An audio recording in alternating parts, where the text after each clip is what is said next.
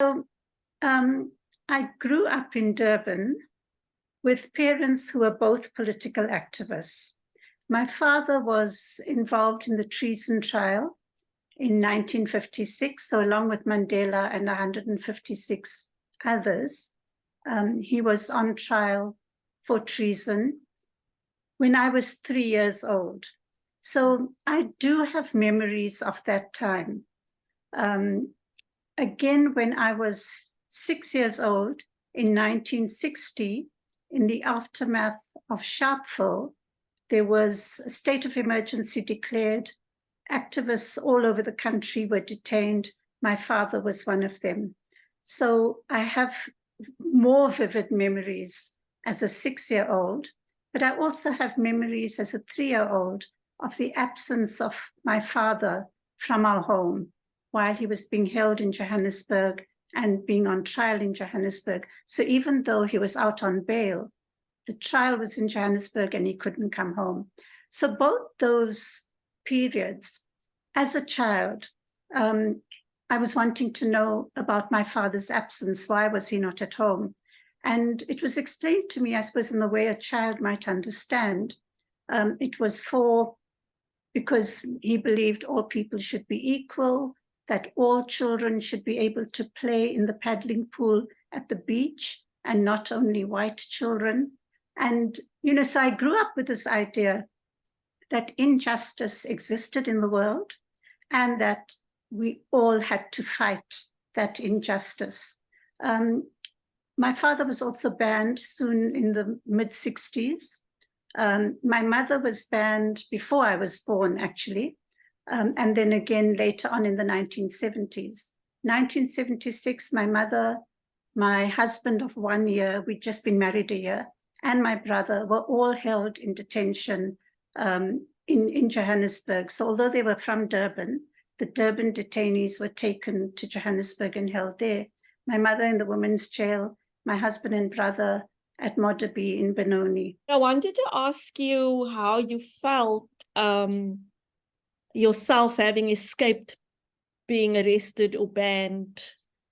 How did you feel? Because I have a similar experience where everybody around me was in prison or banned or arrested for long periods. Yeah. And I know how it shaped my choices. So I suppose the one thing about being on the outside of prison meant one could support. So, for example, in 1976, I was actually studying that year at UCT. I became involved in the detainee support committee, work around that. So in addition to my own family who needed support, I was part of that. And, maybe just to say that I felt for those of us who were not caught and in jail, we could continue the work. So my own activism started, I suppose, as a student, university student. I was at University of Durban, Westville in 1972, when under SASO, students at all the so-called bush campuses went on strike. And UDW together with, it started with Abraham Tiro at University of the North, and then one by one, all the bush campuses went on strike, including us at University of Durban, Westville. And I felt, so I was very involved in the student protests. 4 students were singled out to be expelled in 1972.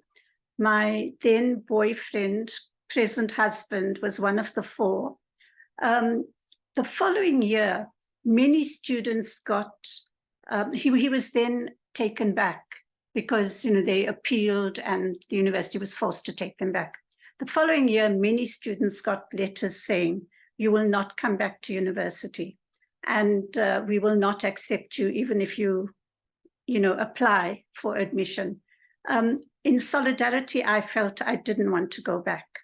And I then started to work as a social worker because I'd done practicals, first-year social work practicals Then I went back to the organization Child Welfare, where I'd done practicals and got a job. Continued my studies with UNISA, eventually qualified and worked as a qualified social worker. But we also started community projects in the township my husband came from, which is Merebank, in the south of Durban. And, you know, these projects were inspired by BCP and BPC.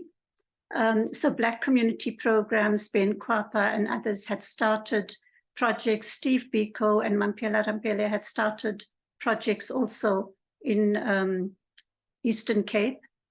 And so ours was a bulk buying, a literacy project, and preschools in a working class community. So bulk buying of groceries to make food more affordable, nursery schools and literacy classes.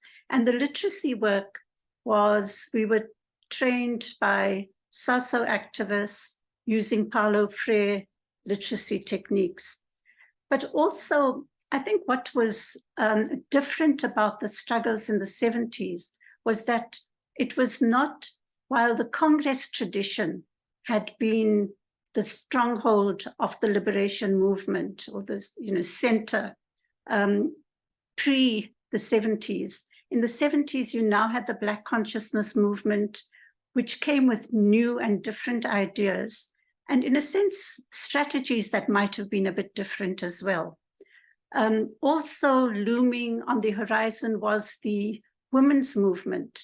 So, ideas of feminism, where women in former liberation movements or current liberation movements in the rest of Africa, for example, Algeria, Zimbabwe, were also beginning to talk about women's liberation within these struggles. And very soon we became fired up.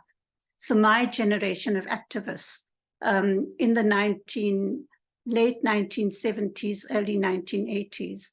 And at that time, I was working as a social worker in Phoenix Settlement by day, working for child welfare, but returning in the evenings to work together with other community activists from within Phoenix Township and some coming from outside Phoenix, students and others, to support the movement